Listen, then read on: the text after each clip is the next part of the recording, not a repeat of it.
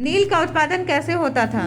बड़े बगान मालिक के फैक्ट्रियों के आसपास गांवों में नील की खेती की जाती थी। नील की खेती करवाई जाती थी। कटाई के बाद उसे कटाई के बाद नील के पौधों को फैक्ट्री में लेके जाया जाता था, जहाँ पर उसे धोने के लिए तीन या चार कुंड होते थे। ये सबसे प्रत्येक होद का अलग अलग काम होता था। एक नील की पत्तियों को अलग कर एक होद में गर्म पानी में कई घंटों तक डुबाया जाता था। कई घंटों तक डुबाया जाता था। फिर हाँ। इन होद को स्टीफर या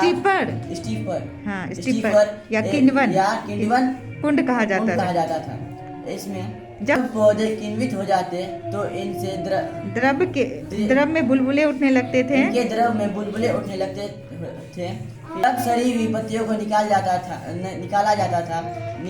इस द्रव को और एक होद में छान लिया जाता था। फिर पहला होद ठीक उसके नीचे होता था। दूसरा होद नीचे होता था। दूसरा होद बीटरवार्ड में कई बार इसे हिलाया जाता था।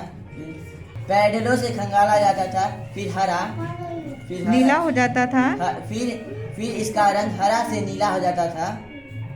में चूने का पानी डाला जाता था। फिर धीरे धीरे नील की पपड़ियाँ नीचे जम जाती थी। ऊपर साफ द्रव निकल आता था। फिर उसे छान कर निकाल दिया जाता था। उसके बाद नीचे जमी नील की कुंड में डाल दिया जाता था। फिर इसके बाद इसे निचोड़ कर बिक्री के लिए सुखा दिया जाता था। में इसे दबाकर साँचों में डाल दी जाती थी। फिर इसमें मोहर लगाकर बिक्री के लिए तैयार हो जाती थी। पूर्णतः तैयार हो जाता था।